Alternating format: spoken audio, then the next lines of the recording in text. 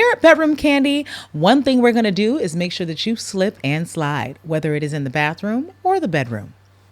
Anyway, welcome to the Business of Pleasure podcast. It's your girl, Kash, your sexologist bestie. And this conversation is going to be a bit of a road that can be a little rocky because the topic of discussion is one of those discussion topics that can get very deep, very emotional. I should have probably put some tissue near me because I'm a Pisces, aka crises. And I might cry or be in crisis from this conversation because I'm somebody impacted by this topic a lot. And I'm sitting here with somebody who I care about a lot. So I have no idea where this is going to take me because I think that some of these things I'll be hearing for the first time too. So that being said, trigger warning. If you or anyone you know or love is experiencing any form of domestic abuse, I want you guys to head over to the number that pops up on the screen. Call the domestic violence hotline, okay? As somebody who has taken advantage of that number and someone who has absolutely benefited from services that helped me there. I'm someone who, we'll talk deeper about these things, used the shelter services, started my life completely fresh again and new again. I know it can be scary, but if anyone can be reflective of what it can look like to come out on the other side. And they also have a text number. You could text Yes, them. you can text now if you're in crisis because they understand that sometimes you can't talk when you're not in a safe space. Mm-hmm. And I think that was one of the biggest things. They also at all times there's somebody to text. Somebody to text you back at all times. And I think that we've gotten so far away from being comfortable with accessing help, and then with a situation like DV. It's already isolating enough. So we need our people. But speaking of that, it is DV Awareness Month in October. And that is why I'm wearing our purple majestic lipstick from Bedroom Candy in solidarity of me and my sisters and brothers, because it happens to them too, who've been in any kind of domestic abusive sort of situation. It doesn't just happen with your romantic relationships. This can happen with individuals who you consider to be family. Domestic isn't exclusive to those. So just know that if you're also experiencing that with family members, that hotline is also available to you for that as well. But I'm sitting down with one of my childhood best friends, and still to this day, one of my ride or dies. I call her one of my petty bitches or us. Because one thing we could do is be petty. We're missing one of our petty sisters in crime, but Shout out to Sue. Can we just start off really quick, Danny, talking about how we didn't like each other? Yeah.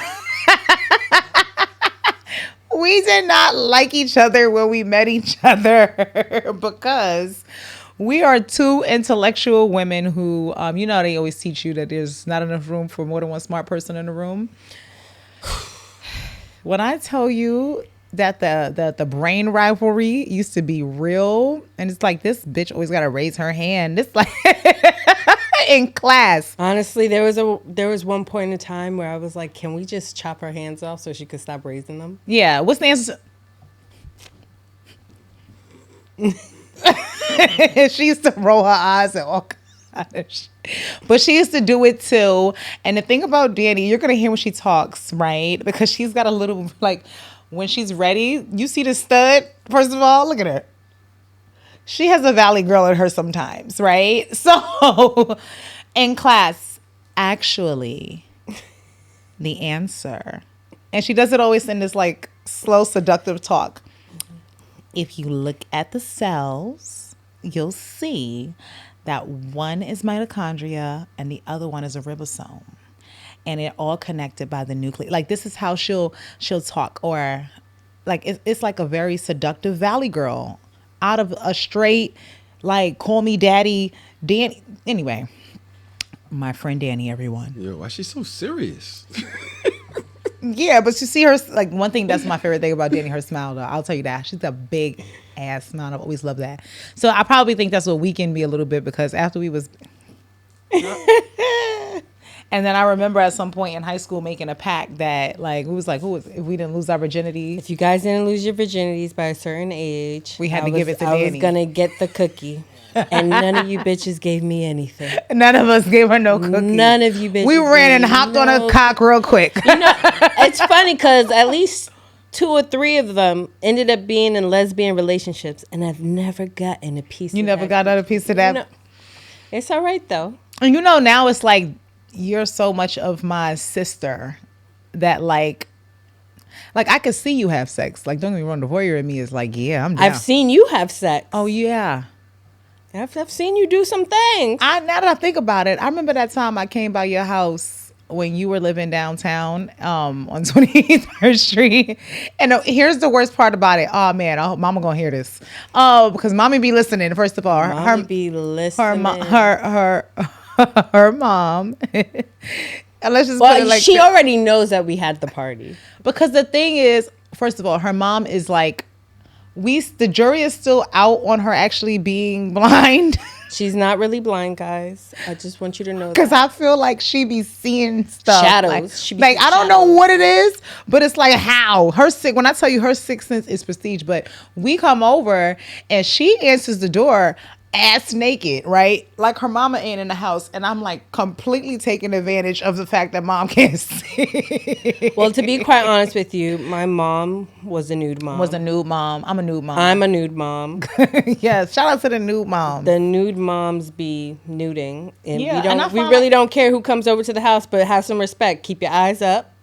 And I actually think that What is that about? I really need to understand that. If What- I'm in Okay. my house, I need to be comfortable. You're yeah. just walking around, titties hanging, just ass Yeah, just out. yeah, Like, yeah, why I can't yeah. put something on? Why? Because clothing is restrictive. And then, like, for me, if you got anatomy like me, stuff ends up in cracks and crevices. Like, I always got to pull something out my ass cheeks and stuff. I don't have Also, time for that in when my you're house. dealing with small children, especially Yeah. like toddlers, It helps them actually become less Yeah. sexualized, believe it or not, Yeah. contrary to belief. My kids are very they're very touchy kids. They like to be hugged, they like to be caressed, they like their heads massaged till they fall asleep, those kinds of things.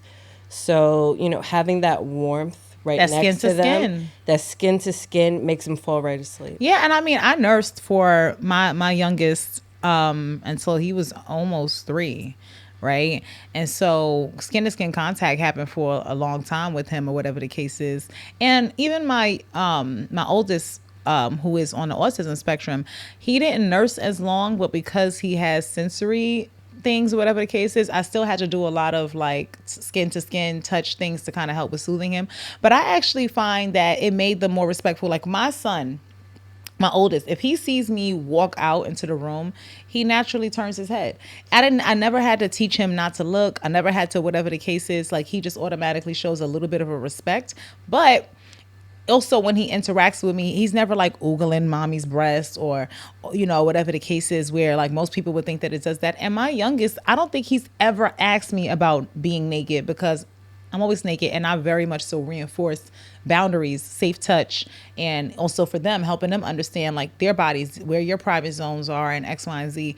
But my mother was a nude mom, and first of all, I grew up as a young girl admiring her, like her body or whatever case is. And there were certain things that she used to do, even pulling her panty line up, and I was like, I didn't know what she was doing. Then I got grown and I was like, oh, she was bringing them hips forward.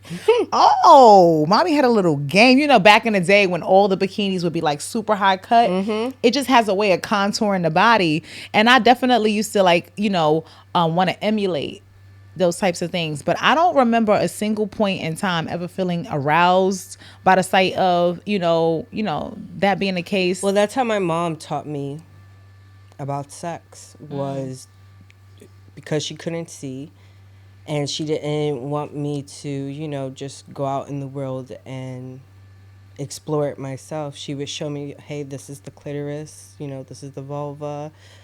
These things do these things. And then even with my kids, like, touch, now I know where their boundaries are as a nude mom. When they don't feel like being touched, when they do feel like being touched, they tell me, no, mommy, and they're how I setting know. boundaries very Yeah. early. And that, first of all, there are people at their big age, and it's still day and age, who don't understand how to even create those same boundaries for themselves. And I find a lot of people also end up in like some abuse scenarios because they were afraid to speak up. Something is happening to them. They're conflicted about what they're feeling, but some part of them freezes because some people have that response to trauma, right? They're realizing like, I don't feel good about this, but they're scared to say, please don't touch me. Or sometimes, I don't know, I'm from New York. We're from New York.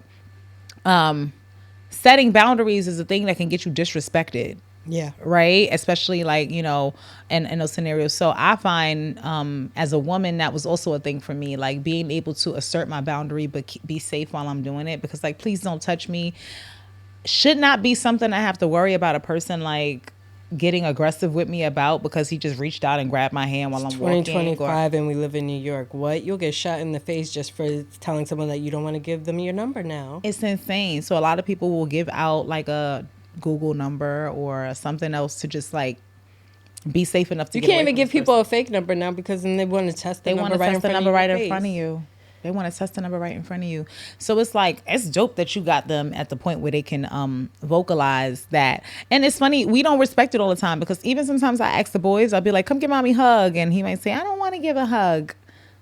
And they'd be like, give me, like forcing them to, like, after they clearly just said they don't feel like doing it. I don't ever force them to like give affection that they don't feel like giving. Sometimes he might say, I don't want to give a hug, but he'll do this. Even with Peyton, like, he doesn't always like people hugging him or whatever, but he'll come up to me randomly and just kiss me on the forehead and go, I love you, and run away or whatever. So I think that everybody has difference of opinions on this one, and I think it could be controversial, but I don't think being a new mom has the effects that people seem to think it can have on kids. It doesn't, and then it also prepares you for life. And body positivity, because you get very, very early, you get to see what some of those things look like when they're not as snatched as they used to be. You know what I mean? And we have cellulite, we have stretch marks. All of it. Half the time we're ashy. Don't get me started. Do not get me started. Do not get me started. Do not get me started on this one. We got hair everywhere. You know? Everywhere. And you know, I think it gets a little bit more controversial with men. But I actually don't feel like there's too much of a difference for them until they're like when it's a girl at a certain age, or whatever the case is. But like very early on, these children, they're 1, 2, 3, whatever. Anyway. Can I ask you a question real quick? Sure. First question. This is off the record. Are you sure you want to have the dildo on the frame the whole time? The rainbow dildo? Yeah, I know you're going to do clips. I don't know how tight you want to do them, but you know Instagram is That's fun. a good point. Sorry. Nope. It's a great dildo. It's a great point. Great dildo. I think it's my like, size. Okay. Perfect. Yeah. I don't know Thank what you. size you're talking about. I don't know what's going on. We're going to get to those sizes. We're going to get. But All the right. other question that I have, the question that I have is, why is it that you think that more women seem to be naked parents than what I would think men are?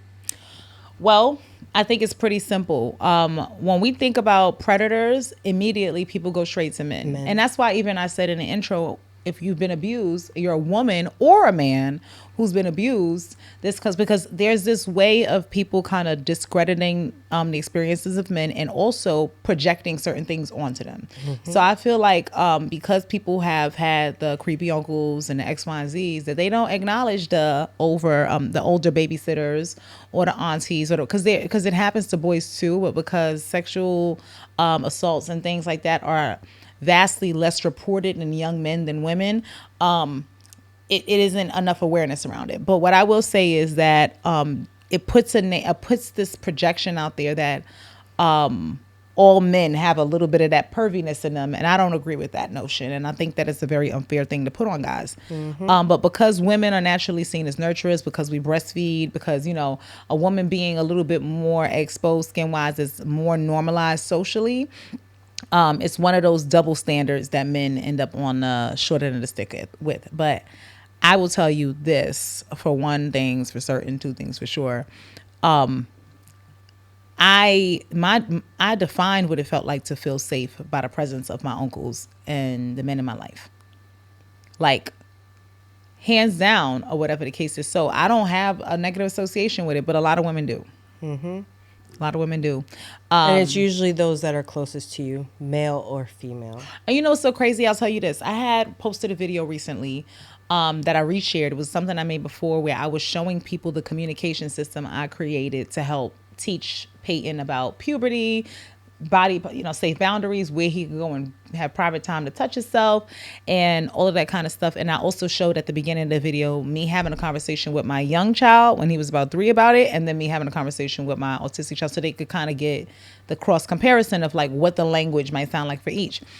I had somebody comment or whatever the case is about it and speak about like, again, it always goes to it being a guy or whatever the case is. But a lot of times with special needs kids and facilities and things like that, it's actually more likely that a woman is doing it to one of them. Special needs boys is just because he has autism doesn't mean he can't have a big dick. It's because they usually try, especially for women, they try and form the trust first and get, whatever victim it is to trust them. And then that leads to them eventually being able to access them that way. And the worst, I told the biggest warning that I was really trying to issue to everybody is I need y'all to understand that the biggest confusion for children and for people, when they think about sexual assault or domestic assault, everyone thinks brutal, violent, whatever. What you have to realize is that, yes, they are not approaching them with just out the gate harming them, because if they were doing that, they will be running to you screaming, crying, he's trying to hurt me. The fact that it doesn't get told or reported is because that child has processed this as a sensation that actually feels nice. The body has a way of responding no matter what. So if someone were to touch the penis or whatever the case is of an adolescent boy or whatever the case, who may not be as capable of understanding this isn't something right. And at that age, and it feels good to them. So they would be prone to let it go on and never say anything. So I always say that I would rather be able to have forward conversations earlier on, and I wish somebody did with me, because if they had, maybe I would not have been assaulted twice. Right. Yeah. And I think that and that's why I'm such a big advocate for it, because I know what not talking about it can result in. I had the person who was the fake creepy uncle, and both of the people who I experienced that type of abuse from were people that were close. It's very rare that it's a stranger. It's somebody who's nurtured a trusting relationship in you. So that kind of takes me down a pathway towards, like, really quick, sexual identity, because I do feel like being a little sexualized or hypersexualized early on is what kind of drove me through, at one point, what felt like sexual identity conflict. Because after a certain amount of experiences with guys, I started to question my attraction to them for a short period. And I think that's what made me start to venture into women. Because I didn't have my first sexual experience with a woman was when I was 18. Right. Despite having the most fluid friends or whatever the case is, I always liked guys. But by the time I was 18, I had already experienced my first, both sexual assaults happened by then, and my domestic relationship occurred at that age, right, where I was being abused, and all of those were by the hands of men who I thought were going to be my protectors, who actually became the people who I needed to be protected from. So it made me feel like every guy that I seemed to think was doing me wrong, and I didn't have any women in my life who made me feel that way. So I was like, maybe it'd be easier to swing that way. So what I wanted to ask you, Dannie, is around sexual identity, because before we get into the twist of that part for you, before marriage, I feel like you've definitely explored your identity, and I just want to hear a little bit about what that looked like for you, and what it taught you. I mean, from a young age, I want to say that I've always been very open about liking both. It wasn't until I hit adulthood that I realized there's also others out there. Yeah. And once I realized that, I also wanted to explore that to see what I liked and what I didn't like. From a young age, my mother taught me how to basically see the good and the bad in all And people. Okay. and also to discover what was comfortable for me. So from a young age, my first crush was actually a Mexican woman. Really? It was a Mexican woman. She was my teacher. Oh, wait. Is that who I'm thinking it is? I don't know. Oh, no, because you had a crush on the high school teacher, too. I've had a crush on a high school teacher. I still have a crush on that high school teacher. But I cannot. but But my this person mom, was in another. Yeah, Okay. so she, like you said, she's very gentle with me, very caring, very nurturing. And it made me have a crush on her. And it also made me question like what's going on? Like, is this okay for me? And I asked my mom, and she was like, it's okay to like, boys, girls, whatever it is that you like. And that ended up, sticking with me from the age of 5 Interesting. until now, where basically It's I a little like bit- I like a little bit of everything. A little bit of everything. Little variety platter. It's like it's like a little sampler. It's like a Yes. little, no, but you know what? It's so crazy because I remember even when we were younger, when you were talking about losing your virginity and the person that you had picked, and all of us was like, because we're honest. All right, look. We're going to be honest. We're going to be fair. We kind of owe Dannie a little bit of an apology because we have this way of just labeling her as a lesbian. Because like she's our lesbian. You know what I mean? I mean, but and not to each his own. I've always dressed like this. yes. Always. Yes, I was looking at a picture recently and I was like, this chick legit. Like, honestly, I've always felt like when you dressed feminine, it was like uncomfortable sometimes, but you look good. But it would be a surprise for everybody when I would do it. Because she put a little heel on, y'all. She put a little heel, little dress on and swoop them locks to the side and it be giving a whole femme everything. And so it's just like, well, we're so used to seeing this version of her that, because of how we saw, we had a way of like making it your identity. And then you ended up in a relationship. Weren't you engaged to I was engaged to a man. but he also had like, he wasn't straight. Or I mean, He wasn't straight, but he also didn't know what he was. I think our relationship and me being so comfortable being me opened him up to his fantasies of either wanting a transsexual or wanting another guy in the room. And I was always open to that. And so, like we explored pegging, we explored, did you like it? I love it because I'm daddy. Whatever situation there is, I'm always daddy. Always so daddy. always daddy. I'm trying to think if I ever called you daddy. My mom has. Well, Believe it or not, my mother has always been like super, like she's always loved Danny, and she can be like that with my friends. But she's like the one friend that my mom kind of gets a little this way for, and I'll be like, "What is that?" I'm not gonna lie. Every parent that I have ever met, they either have been anti-gay or just, they're respectful but not really feeling it. And Right. then they meet me and then I don't know what it is, but it's like you're the exception to their yeah, rule. either Yeah. they flirt with me. My mom, I'm telling you, it's insane because my mom is not like a judgy person at all, but it's just like Danny has this effect on her. So I could see how that works. So you ended up in that relationship, which didn't end up working out in the end, but then you moved on and eventually ended up getting married to a man. So I know that relationship ended up taking a lot of turns unexpectedly and still some of them being navigated. But No I comment. want like for the sake of this conversation and kind of raising awareness into like the different ways that it can show up. At what point in that marriage to him did you realize I think I'm being abused? Well, let's start here. I realized I made the mistake by day 3 Of the marriage. of the marriage. Wow. And I'll tell you why. Remember, it was December 15th that I got married. December 17th, I had my slip and fall. Yes, that's right. And by the next day, I realized that I married the wrong person. Was it his care and response in that scenario? It was at first his response, because when I fell, I still somehow made it up the stairs. Mm-hmm. But by the time I made up the stairs, I was so winded from the actual fall. Yeah. And I was moving off of adrenaline. That when I finally like collapsed, it seemed to him that I was like faking it or putting on some kind of show. Oh, he didn't take it serious. Yeah, so he didn't take it serious, but like I was distraught. I was in pain.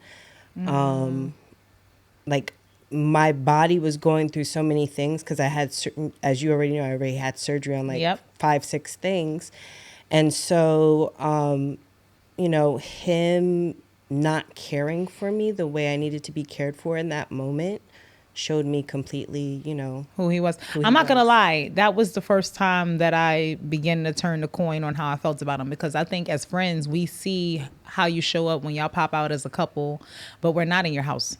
You know what I'm saying? So aside from what it's told to us, we don't know. And a lot of times when stuff is domestic, it's kind of embarrassing and you don't always want to tell people right away. No. And, but when you had your surgery and I had came to stay over a night at your house there, it was like not that long after I had my weight loss surgery and all that kind of stuff.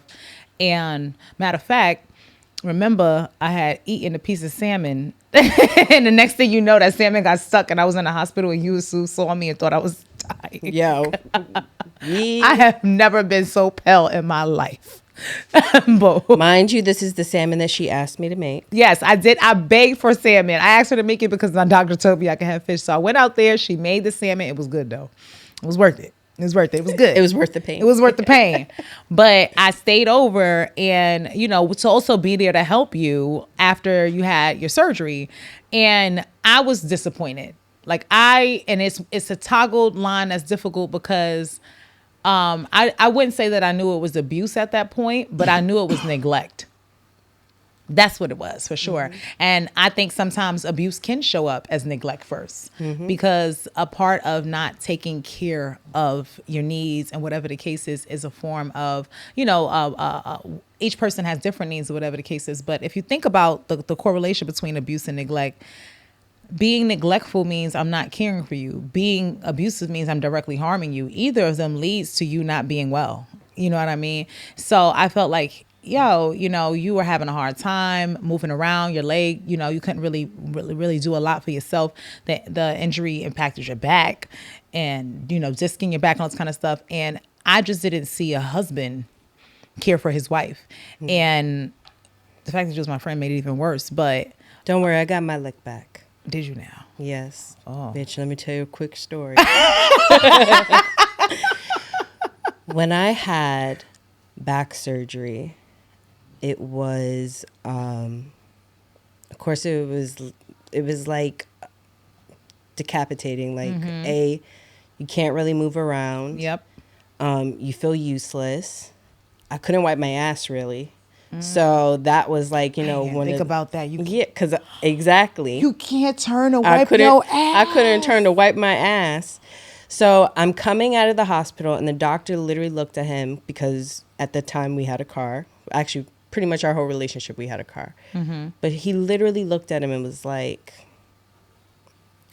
I want you to make sure you drive very safely. Don't hit any bumps. Drive slow so she can be okay. You know, this motherfucker hit every single pothole, every single twist and turn.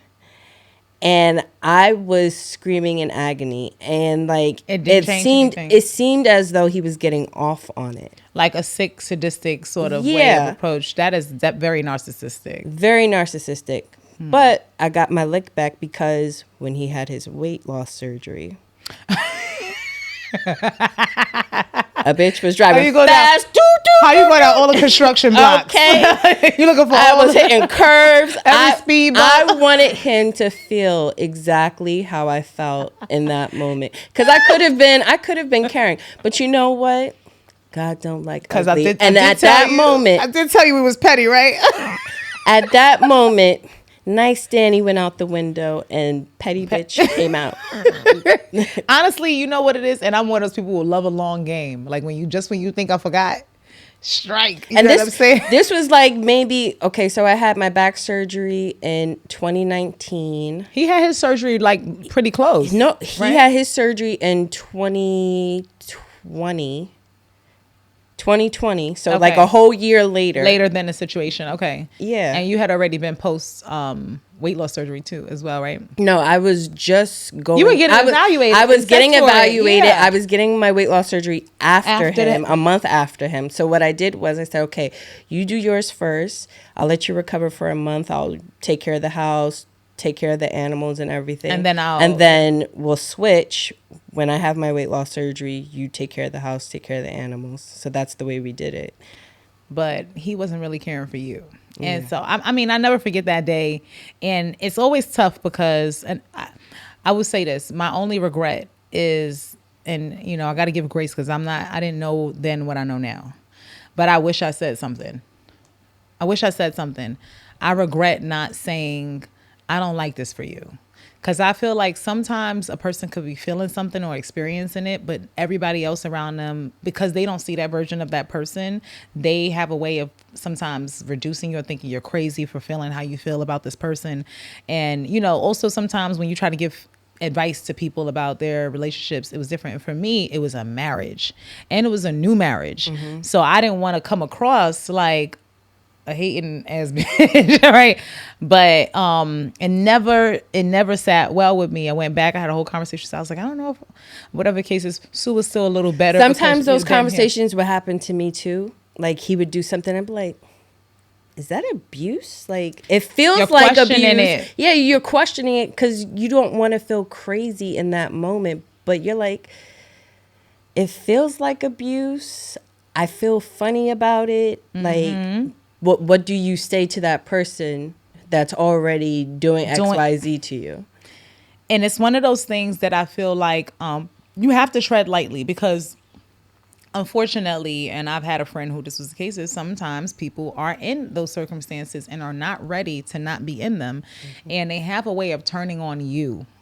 Right, because despite the fact that this person is abusing them, they fostered such a nurtured relationship in them. It's kind of like a Stockholm syndrome effect, right? Mm-hmm. Like it's like someone kidnapped you, but then they've conditioned you to see it as I didn't take you, I saved you, and now people come to rescue you, and you don't want to leave your attacker, mm-hmm. and that psychological thing happens a lot with domestic situations, and I've had people like. Well, this is why people keep going back, mm-hmm. and they keep going back until they finally had enough. And for me, it was about to get to, I was about to be on the 10 o'clock news.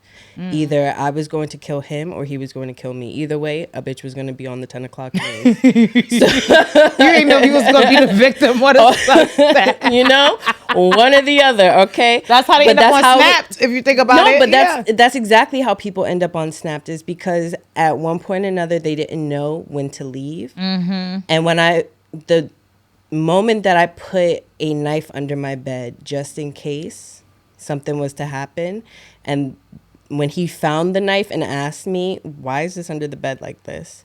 And I was like, oh, I don't know.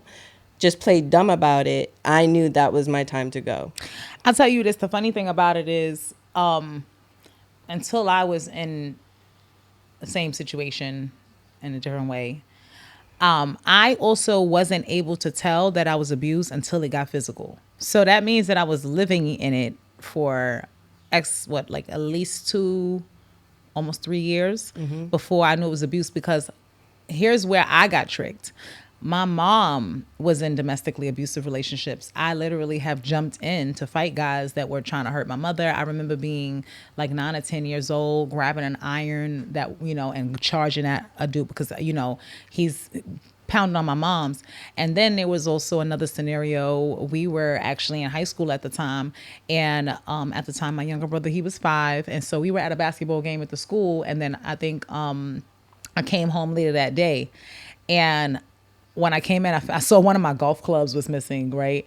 And I was like, what happened to my 7-iron? And my sister told me that, we always had this phrase, that we would use that would be my mom's way of telling us to go call the police, mm-hmm. right?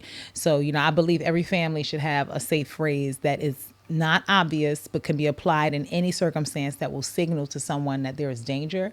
And so my mother told my sister, it would be like, get dressed and go get this, it'd be a specific thing she would say, go get some from the store, right? Or whatever the case is. So at the time, and we, you rotate the phrase, I think whatever the case is or whatever. So it'd be like, go get dressed, I need you to go get me a Tylenol. It could be something as simple as that, right? So she gave that signal to my sister. But I remember my sister telling me also, as this guy is hitting on my mom, my sister grabbed one of my golf clubs and she starts to go at him too. And she should. And then I remember my brother, who was 5, like I said at the time, he was just in the room jumping on the bed, covering his ears and making noise or whatever the case is. And I think even for him, we all experienced that abuse because we visually saw it. So for me, since I grew up seeing abuse, I felt like if somebody was abusing me, I'm gonna know what it looked like. Yeah. So meanwhile, I didn't realize, oh shit, it sneaks up on you. it is. I felt, now that I know what it can look like, I now went back to the memory and realized, oh shit, like it started like months into my relationship. And, I don't even think we've had this conversation, but like I was pregnant at the time when it first kind of triggered. And because I was staying with him, I moved in and got on a lease in the apartment or whatever the case is because, home wasn't safe anymore at that point. It was a drug and it was basically a crack house at that point at home. So I moved in with him, but he was still the head of the household, right? At the time I got pregnant, I'm in college full time, I'm working full time, and I'm bringing life into the world. And anytime we would fight, it started with him just like kicking me out, knowing that I even though I have family, that if I went to them, I would have to explain to them why I'm coming to them, which means I would have to tell them about the fight or the argument that I'm having with this man whose kids I'm having. I'm already disappointed in myself behind feeling stuck because I got kids on the way. Yeah. And at 18, you don't have the understanding. You're still a kid. Yeah, you're still a freaking kid. And so I remember feeling like being out and begging this man to let me back in his house. Yeah. Right. And it's not a good feeling. It's not. It starts there.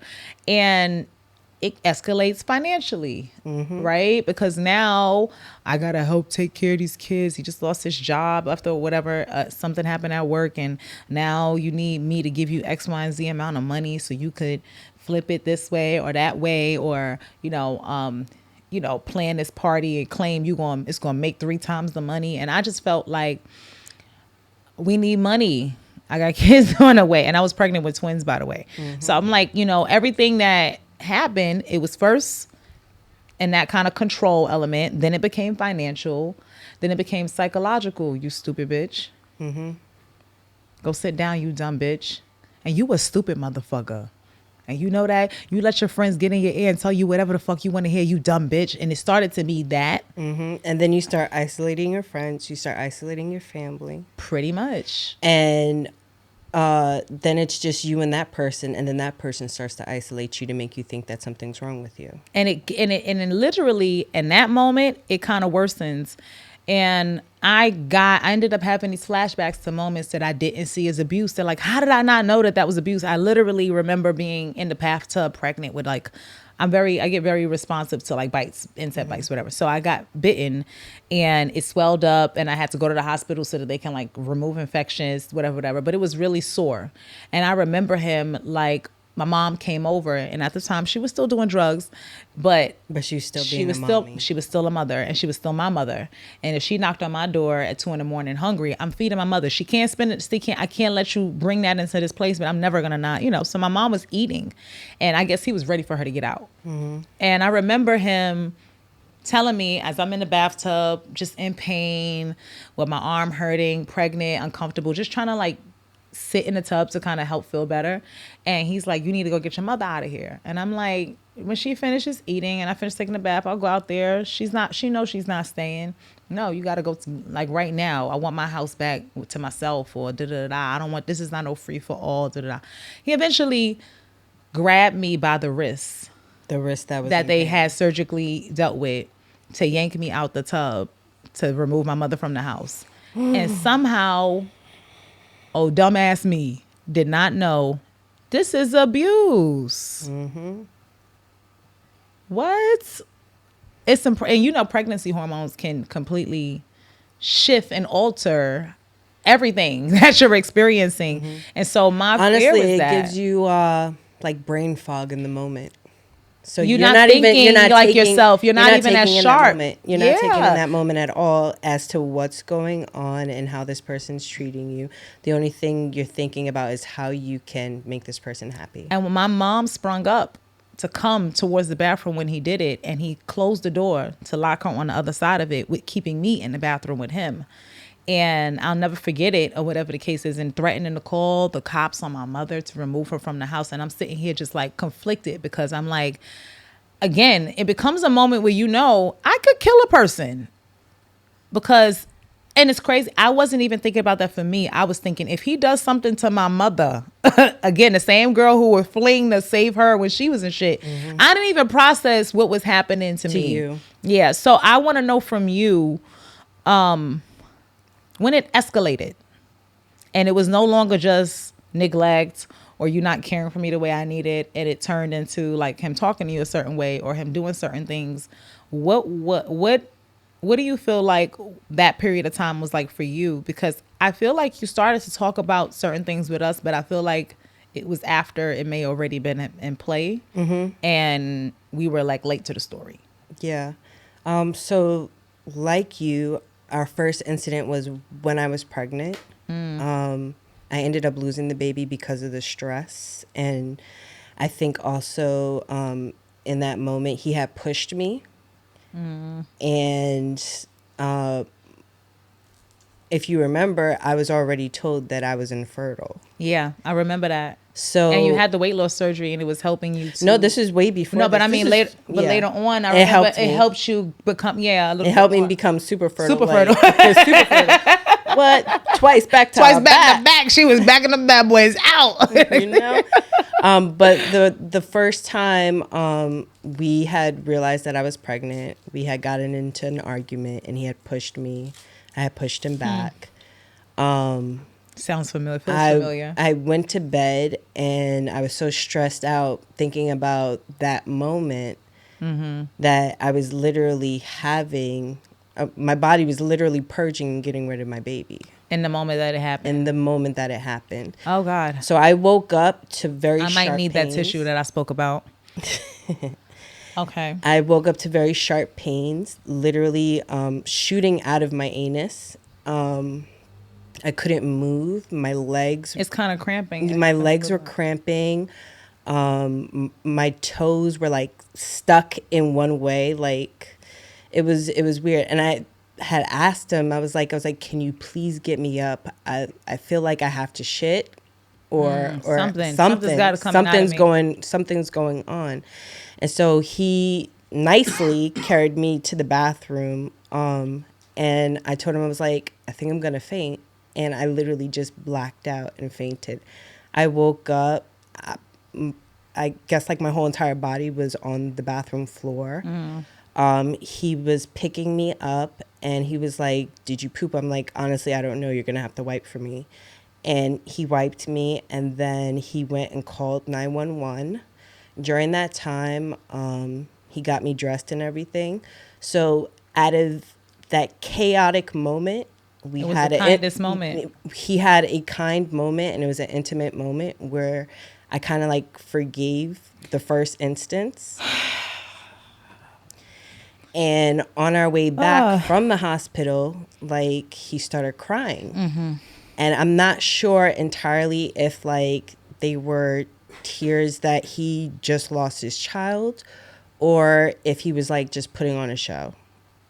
You know what's so crazy is like all of my child losses have been multiples, right? I'm one of those people who is a fertile myrtle, and my body likes to do magical things when it comes to babies.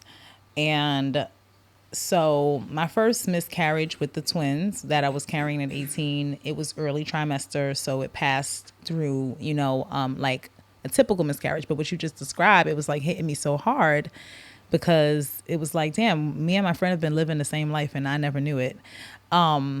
Because when I was carrying what was my second pregnancy, which was triplets, I got much further in that pregnancy. Second trimester, 20 weeks. And on May 19th of that year, I had a similar scenario. We had an argument, and it could have been easily resolved. Long story short, I remember being on the computer on Facebook, because that's when we actually used to get on the computer to get on Facebook or whatever. Like, damn, like that back then. And he was, like, oh, come watch TV. Let's watch a movie together and have some quality time. So I'm like, okay, my man's asking me for quality time, whatever. I could get offline. And then as soon as I sat down, one of his friends called him, and he got up and walked away and started talking. And that shit had me. So I said, after the complaining and all this, because he didn't ask, oh, baby, could you come watch a movie with me? It was more of a complaint. And I was like, let me just shut him up. But long story short, I said to him, you asked me to stop doing this, and now you've been on the phone for like X, Y, Z time. And if you're going to stay on the phone, do that. But I'm going to go back to what I'm doing. And he didn't want me to be doing what I was doing, but he didn't want to stop what he was doing. Long story short, I went to go get something to eat. I was like, I'm going to just warm up something to eat. I'm hungry. Maybe by the time I finish whatever, he'll be done. And I went to go and take the food out the microwave while we were still kind of like vocally arguing throughout the house at the time. It was his mom's house. And as I reached my hand in the microwave, he pushed the door to close it, to like slam my hand in it a little bit. And, I pulled it back enough that it didn't catch me the way that it could have. But that argument led to him, again, kicking me out, right? And this time I was almost 5 months pregnant with these 3 babies. And so panic attack happened. I got in a cab. I took the cab to like one of my closest friends' house that was nearby. But she was going through her own things, and I just remember being in the living room by myself, feeling lightheaded. So I was like, I think I need to go to the hospital. Get to the hospital, blackout, wake up, childless, right? And it was a lot more of a significant thing because they were already forming. Yeah. Once you're 20 weeks, you're technically at the labor delivery floor. Yeah, they already have certain organs that are necessary. Yeah, I woke up and I was looking at my children. Let's just put it like that. And I'll never forget what you just said is so real, because I didn't know what to do. But in that moment, I thought the only person who could understand this pain is the other parent. The other parent. And so what I do? You called them. Called them and ran my ass right back and sat there, and we cried together and we held each other and we had that moment, and we promised that it would never happen again, and it would be different going forward, and all of these types of things. And we're going to go move upstate and start new. We just need a new environment. You just start telling yourself so many things because you think you can change who this person is in that moment, because you want them. Well, let me tell you something. I've had 4 miscarriages with that man. Jesus, Danny. And after, I want to say, okay. the first one, I decided to stop telling him when I was pregnant, because I didn't want the same exact thing to keep happening. Oh, man, I'm sorry. One year for Father's Day, I gave him a bracelet and it had 4 hearts on it.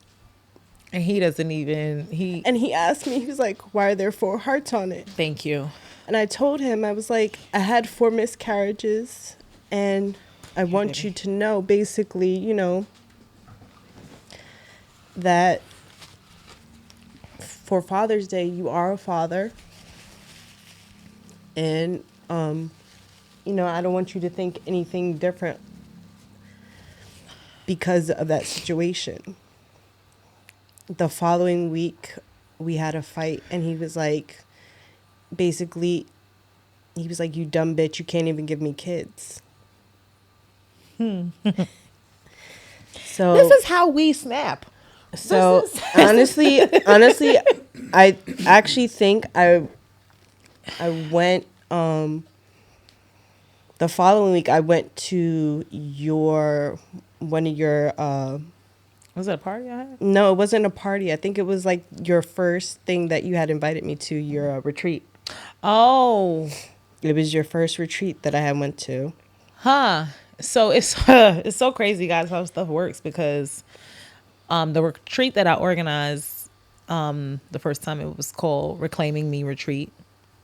And I wanted to hand select the first people who went, and at first I was conflicted because I was like, is it kind of crazy if I pick people like real close to me? Then I'm like, no, if I know that they like, I have worked with Planned Parenthood, partnered with them to fully sponsor what ended up being 12 women of color for a healing retreat, and I wanted everything to be covered for them.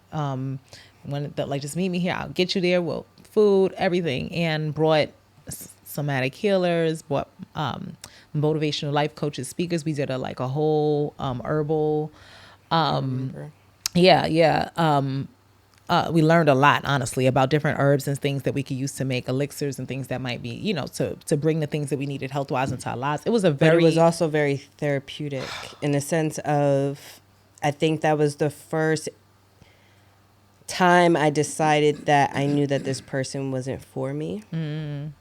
I remember when you remember the conversation. I remember we all the had. moment that she had the moment where she was like literally, it was so perfect because every woman was different, but every woman was the same. Mm-hmm. Like, I had a person from Canada, I had a person from different places. And as we all started to kind of get familiar with each other and talk about why we were there, stating our intentions on day one, and then kind of doing the work that we were doing throughout the weekend, I really wanted it to feel like you left here understanding, even if you didn't get everything, knowing what you needed. And whether that be what you need to add or what you need to remove. And it was crazy because I remember there was another person there who had left a partner, and there was another person there who had lost a partner. So there was people speaking about that part of it. And I remember because you were pregnant at the time. No, right? this no. This you was before. This was before you got I'm right. pregnant. You got the second child. You were all, right before it, and you were like, I think I'm getting a divorce. Like, it was like I don't know. I literally, it's like a light bulb went off in my head because I'm hearing people's stories. I'm listening to how a partner is supposed to be because I've never had that in my life. Like my sister's father, I want to say he was my first narc, but he left, or shall I say my mom left him when I was 10. And so my whole idea of men being in my life, it was really not that existent at the time. Yeah. And so I didn't know what a healthy relationship should look like. And then also when you're in your first couple of years of marriage, you have different people telling you, especially like your elders, who have gone through these kinds of situations. Oh, just wait it out. It'll get better with time. Because they're so used to staying in those circumstances. They're so used to staying in those things. That's probably the most toxic thing that the past generations have passed down. Sweeping stuff under the rug and staying in places longer than you need to be. And that's why so many of us are so the whole situation, like you end up blaming yourself and thinking that something's wrong with you. Because you're not sticking it out and all these types of things. It's very conflicting because even you already were having those feelings and it's like they amplify them a little bit too. Because it's like, oh, I married this person, whatever. And it's so crazy. Everything comes full circle because even at the retreat, I had put like BK stuff in everybody's swag bags, and BK was one of the sponsors of it. So, but I really wanted us to not leave there still feeling sad. I wanted us to leave there feeling hopeful, feeling a certain way. So I was like trying to be very intentional about what those items were. I put the balance soap bar in there because I wanted everyone to achieve balance. Like I picked the products that I felt like aligned with where we were trying to go.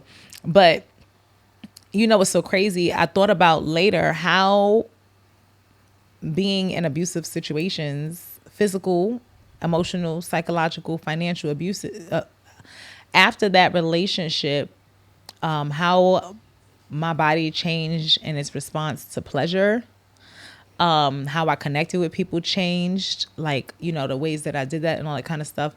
And I didn't think that there would be a path forward, but then I imagine you felt the same way, but then now you're freaking engaged. Yeah. To an amazing woman, by the way. And you managed to come from that and find love again. Somebody who's super supportive, who your children love, who you love. Don't let your husband keep you from your wife. That's all I gotta say. Don't let your husband Don't keep let you your from your wife. husband keep you from your wife. Because Chris know he could never keep me from my wife. Okay, well, she's our wife now. I feel like yeah, we got like a little poly. Y'all having a threesome with Sue. And she got a man too, so but he better know you better get with the program and become part of this family. Because just because you here don't mean she going nowhere. I just want you to know that. That's my pussy. Anyway, but I was like in a brighter spirit. I also didn't want us to leave here too heavy. And I feel like we got more to talk about, bitch. First, so let me say that. But I wanted to find a way to make sure that you left here with a thing or two in your hand to bring some good things into your soon-to-be wife and your soon-to-be new marriage and things like that. But also just right now while y'all in this phase. And so I have a thing or two that I need to pass you. Okay. First thing first, and I have one I'll show you, but this one is yours in this bag here. Oh, boy. And that's just because I know your daddy. Right? And it looks like this. But you have other pieces in there if you want to open it up too. It's tied. Like, I think it's tied because they usually tie the bags when they first get them. Yeah. But it is the matchmaker harness. Let me show y'all. Matchmaker harness. And the reason why I put matchmaker in here instead of hot pants, because hot pants is technically more masculine presenting. However. It is tied, girl. Give me, let me see. Bring that mic close. I got you. Let me see. Yeah, we definitely. Well, let me tell you real quick how we met. Tell me, yeah, because how did you get back to that? So, when I was actually pregnant with my second. Y'all met while you was pregnant? No. Oh, bitch. I was gonna say, this is scandalous. I took the time that I needed because I was actually just entering my second trimester when I left him. So I took basically like a year to. I'm not gonna say to heal because I'm always going to be healing. Mm-hmm. But I took that year to myself to like that personal journey kind of. Yeah, and then I also wanted to connect with my kid and stuff because the connection that I have with Atlas is different than a connection that I have with Apollo. During Apollo, I was in the thick of it. Yeah. So everything, fight or flight. But kind of Atlas came as you were slow, like you were. Atlas feet out the came door after I had left, and there was nothing else that he could possibly do to me to hurt me unless it had to do with the kids. And so it was like, a peaceful time for me to connect with my kid. I finally decided that I was going to start dating again. Okay. Because I was tired of rubbing one out real quick. That was getting boring real quick. And so I had dated another female for a couple of months, and she decided that she did not want to go to therapy. I remember. Yeah. That one. I told her, I was like, you're not meeting my mother until you go to therapy to handle, your parental issues that you have. And she went to therapy one time, and she came back, and she literally broke up with me right after her therapy session. So I said, you know what, bitch? Just because one girl knock you off your horse don't mean you can't get on again and ride. And literally within like 2 weeks, I want to say I went back on. This time I went back on Facebook dating. But I made my profile super intentional. Okay. To make sure you got the right person. To make sure I got the right person. And also, it's funny because she had swiped right on me first. Okay. I had seen that she swiped right on me. I fell asleep and thought about it because she's a lot younger than me. There's an 8-year difference. At the time she was 26, I was 34. And I didn't really want to date anyone that was under the age of 30 for me. It's really hard to cross the line of the threshold you set, in that area. Because it's like you're dealing with a different mentality sometimes with that. Yeah, okay. And I didn't want to be like coaching and dealing with all of that. So I thought about it. It literally took me like a day and a half of thinking about it, and I was like, you know what, I'll try it. So I swiped right on her. And the first message I sent her was my intentions. And I told her basically, if you're not going to be serious with me, leave me the fuck alone. In so many words. And she was like, oh, okay. And I also told her, I was like, I'm not about to be texting you for 2 weeks straight. If you want to go out on a date, we can go out on a date. This is the day that I'm available. And we went out on a date. And then the next day, it was also like, I think it was like during Christmas season. So I didn't have my kids for like maybe like a whole week. And so I enjoyed our date. I tell her all the time, it was like, the dress that you chose on our first date was heinous. But your personality and the fact that you were cute This is why made me come back for a second. Made me come back for a second date. So I literally, like your dress, but your personality was cool. So Yeah, I figured I could change your clothes. that's exactly what it was. Clothes can be changed or taken off. You know. She has that. You know what? I always look at her. I call it the coffee shop style. You know, like the girls that you always see kind of like sitting around the coffee shop with their laptops. So whatever. She's got that look when you see her. And she comes across super like Sweet. yeah. But what she don't know is that by the time I had met her the first time, I had already heard a story about how quite literally nasty things had gotten. It's always the ones with the glasses. Yeah, yeah. Always. I had to know a thing or two. Yeah, don't be acting shy with me. Okay, if anyone, I'm the household that you can actually like let it all out with. And so I was thinking about y'all, and I was like, I want to make sure y'all get some stuff y'all can enjoy together. And so I put this one in there, and the reason why I put it in there is because I wasn't 100% sure if you guys sometimes reverse roles as far as who is the one delivering the power. And that one... Delivering the power is what you call it? I got the power.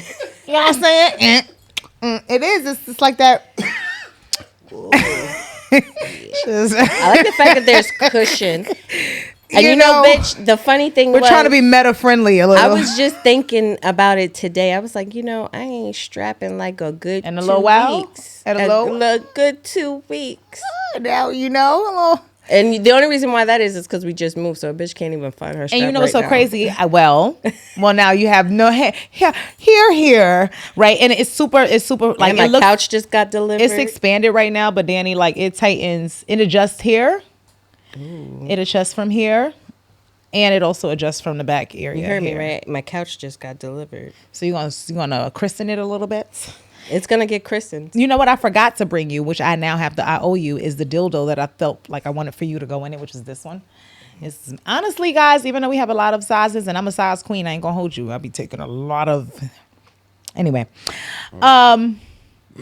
What is that? I'm not one of those What's girls who's scared to say that she got a man with a big dick. I know those girls. Don't tell those men. Don't tell them about what your man got, and don't tell them about what I'm proud of that dick. Okay, I am proud of that cock. He's got the power too. Okay, and so, but I like this one because of he's curved, and I like the fact that this one. Now when I see him, I'm not gonna think of anything else but his. You know what I'm gonna dick. do? I'm gonna send you a whole video of that cock so I could really traumatize you a little bit. I'm gonna traumatize you back and show you one of her riding my cock.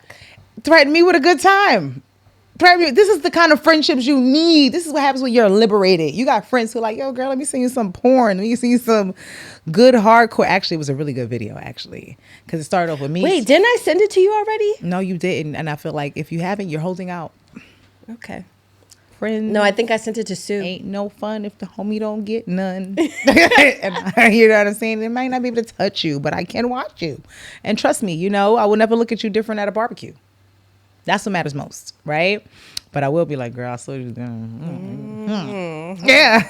I like this one though, because it's like no matter what position you are in, when you use it, it contours and it always just seems to curve into the right place versus like some of the other dildos, which don't get me wrong, I love me some vitamin D plus, but that's when I just want to feel full. This is when I want to feel like that G spot versus this. So this is the one that I'm going to give you. I have it in my house for you to go in it, but it does have 3 different rings. So like you could fit different size dildos attached there. Okay. Yeah. So that way you can make sure it's like the tight, snug fit with them. And these, they get in there really easy, but you can snap this out, put it in the ring, and then just snap the ring. Now back. hear me out. I think you guys need to make a strap that has double dildo because we like double penetration in my household. Interesting. Good. I'm happy you said that because I did want to make sure you had another penetrator in your arsenal as you leave here today. And in order to do so, I brought you the Kang. The Kang. Kang. Because daddy and Kang go hand in hand. It is one of the royal treatment, and it was intentional because it's a purple toy. Domestic violence. Oh, that's purple. You see what I was doing there? You know? Fran, I forgot. I almost forgot. Anthony! And it's purple. Hi, y'all friends is not better than mine. Hold on. Y'all friends is not better than mine. I get flowers. Which when I go home, I'm not gonna let Chris see this episode, and I'm gonna go home and I'm gonna gas him for the beginning. I'm gonna make him seem like I met this guy. Look what I got. I'm gonna be like, oh, this guy gave it to me. I'm gonna help him the whole story just to watch his vasopressin flare up. If you didn't know, vasopressin is the hormone that triggers a little jealousy and protectiveness. And so I'm gonna watch him look at me with that eye before I tell him. I'm gonna be like, yeah, I called him daddy. I'm gonna start saying, I'm gonna sell it. When I tell y'all, I'm gonna sell it. And when he watch, and I'm not gonna say nothing. Can you record his face while yes, and then wait, and I'm not gonna say nothing, and I'm gonna just watch the episode with him and wait for him to see that this is where I got to. I'm gonna say this, and if he doesn't like it, he can punish me or finish. First of all, I like the way you guys box things. It's so luxurious. We're very intentional with the show the packaging. Don't tell. First of all, I want you to know it comes in on silk. It comes in on silk. We give you that satiny feel out the gate. It's called the royal treatment. Okay, because you're supposed to feel like the queen or king that you are. But this one right here, so I have mine right here. King is my favorite, is the first dual stem toy that I made me like internal penetration. I didn't used to like penetrative toys. But you press and hold this one right here for 3 seconds to cut it on. The light will come on. And then this one controls the shaft and the other one controls the liquor. But I think mine's is dead. No. I got you. Yeah, it's probably because it's fresh out. We got to charge it. I got you. Mm-hmm. So when it's on, what it look like, right? Now, the thing I like about King is it's also bendy. You see that? So it's also going to curve into the right spots. You see that? Okay. But the tip of it is plushy and soft. Like, you know how the tip of the penis is a little softer sometimes. So this one right here, it doesn't have the hard feeling that a lot of people hate about penetrative toys. And then it has those ridges right here for the G-spot. You could just run your finger like that, Danny. It's like very soft. Yeah, but do it while it's vibrating now. Run your finger on that part while it's vibrating. Oh. You know what I'm saying? You know how to turn me on. A little something, you know? So I felt like this one is something you could use with each other because I think these are so good for like even when you're giving oral or like if you're kissing and licking nipples or, you know, one person is eating one while the other one is penetrating the other. Girl, I play the drums, the trombone, and everything else while you in there. You just be in there. I think it's an orchestra. I don't know. I feel like that's how I get before sex. It's like, you know how you see at the beginning before the orchestra starts playing and he's standing there and he goes, dun, dun, dun, dun. And then I see her eyes roll back. But I'll tell you guys, it also has one that's like solely, no clitoral attachment. That's just like this for the people who like that rear end too, if you want to I be having internally or in the other back end. But speaking of double penetration, I now owe you a gift. And I know which gift I owe you based on that statement, Danny, because it's actually on the table. So I have to get the fresh one out my home. When I drop that other I'm gonna come drop some dick off. I've always wanted to say that, yo. I'm gonna come drop some dick. I'm gonna come drop some dick off. But it's just between us. So I'll make sure you get this one from me. It'll be my personal gift because, you know, y'all give out other kind of honeymoon or engagement moon. I'm giving out the kind of gifts to keep on giving. This actually goes inside of the wearer. Boom. Cuffs on the G-spot. This vibrates on the clit while this penetrates the other person. Perfect. And there's a detachable bullet.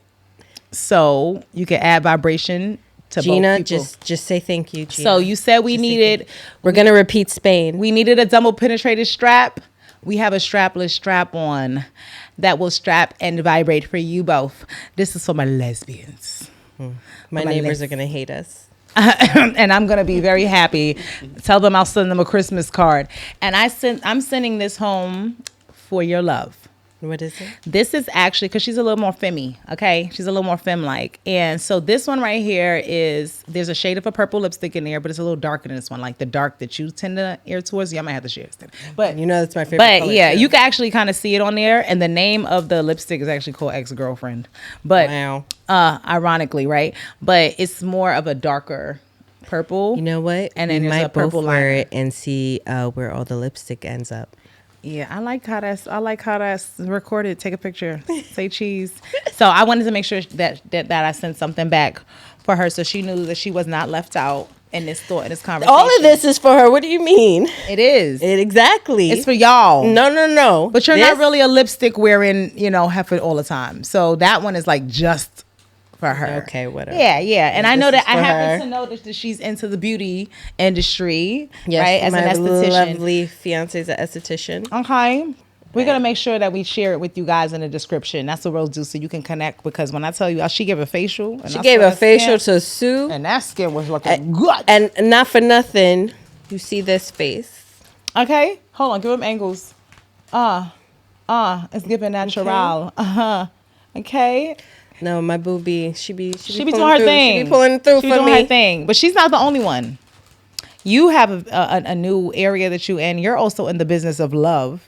And I want you just really quick as we close out with Money Making Monday, okay? Tell them a little bit about what you do real quick and how they can connect with you if you want to take advantage of your service, because you're in the business of helping people pick that right token when they're ready to take that next step and make things official and take it to the altar. So tell them a little bit about that. So I work in the love category when anybody is ready to make that next step with their partner, to ask them to be with them, I guess. I have two services. One service is to find either your diamond, your center stone, or your gemstone for you. Get it at a nice, affordable price. And then the other service is to actually make a full ring for you if that's what you want. Basically, people just come on, they answer the questionnaire as to what they want.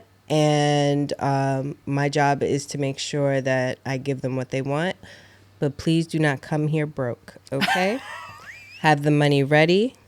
I don't feel like waiting a whole month. If you need time, talk to me during that time. Do not talk to me before that time. You know what else is so interesting though? With sourcing things like diamonds, you have to realize that you got to catch it in that moment, because It's a very fast it's a fast turnover. moving turning. So you can't go until you're ready. But if you want to talk to a person to get a picture of like what that, maybe you have a inspiration ring or something to get, then that can help you get a picture of what it might cost. And honestly, from what I've seen with your pricing, it actually ends up cutting out a lot of costs. A lot of people don't know lab diamonds come from real diamonds, and then they are just grown in a lab. So there's really no differences as far as hardness. There's different grades, of course, but the better the grade, of course, the more expensive it could be. And a lot of the times people get gypped, especially when they're buying it, straight from, the people Any of that those are bigger making it. jewelers and stuff, Yeah. because most people don't even know what they're looking for in it. You see all these words, clarity, this, and you don't actually know what that looks like in a ring. And so you don't even know technically sometimes if you've even delivered the product that you thought you were getting. So I will for sure say, guys, if you are ready to take that big leap of faith and step and, I take be prepared for Afterpay. matrimony. Okay, pay it for. All right, you know what? I like a bitch with a bargain option. You know what I'm saying? I take Times Afterpay, are hard Apple right Pay, now. Cash App, Cash. Yeah, but this is the season because a lot of people like to propose in the holidays and New Year. You know what I mean? So if you're That's already, actually my busiest season. yeah, that, and then Valentine's Day is right behind it. So if you're one of those people who is preparing for that magical moment, hit up her and see. Just compare and contrast. You might be surprised what you get. You know what I mean? But Danny, thank you, first of all, for being like open, transparent, trusting me to talk about this in a conversation. I mean, I would hope as friends, as long as we are, you can. But I learned some things today, and I also have some more things that we need to go get together. And this one is like straight drinks. Now, do you know what I'm saying? we We didn't even touch the tip. We didn't even really, I might have to, we may have to part two. I don't know, because I could tell, I know that there's more. There's more. And what you've heard is probably maybe the first 3 years of my marriage. I've been married for almost, 8-9 years. But I will say that as you were talking, I could feel what I was feeling, and I was like, okay, wait a minute. This feels like a conversation that needs to be in a place where I ain't got no makeup on and we could just cry. Mm-hmm. I didn't even be able to cry. Yeah. No, a lot of people didn't know I had 4 miscarriages. No, I didn't. And I also... And that was one of the biggest parts of it that really hit me, because, again, shared experiences, but also it's really hard when you don't realize that a person that's your friend is having certain experiences, and you just think about how alone a person might have felt. So I know that for a fact, it's a wake up call to a lot of us when we hear things that, like, damn, bitch, I don't know you all these years. How we didn't know this about each other. But that's also the beauty in friendship.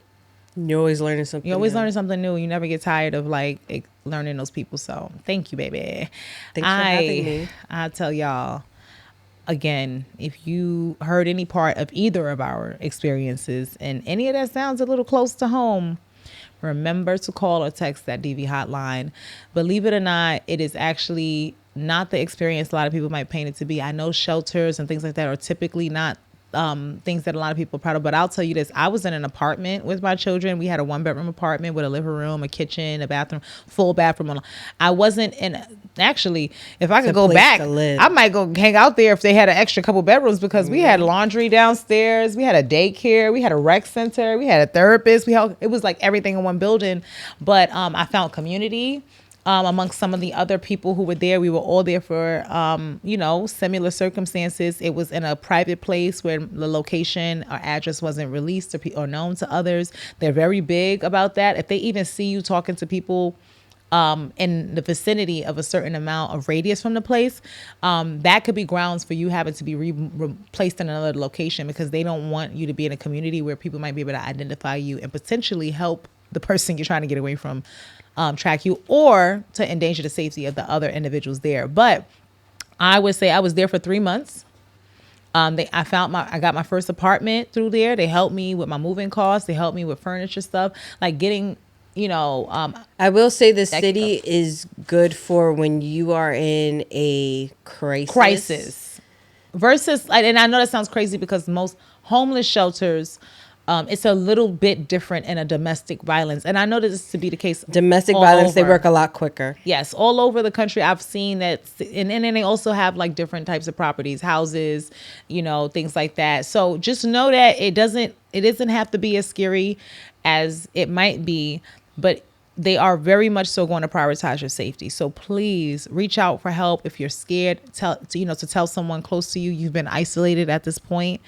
I hope that our conversation encourages you to actually tell someone that might be close to you, because you never know. I didn't speak up when I felt like my friend might have been in danger. And then years later, who knows? If I had that conversation that day, who knows what could have been avoided for you if you felt like you were more supported or weren't, isolated. And the same thing for me, right? If I didn't feel like I didn't have to keep those things. So it just goes to show y'all could be living the same life and just not saying nothing. But also the rainbow at the end is that we have both 2 beautiful boys. Yes.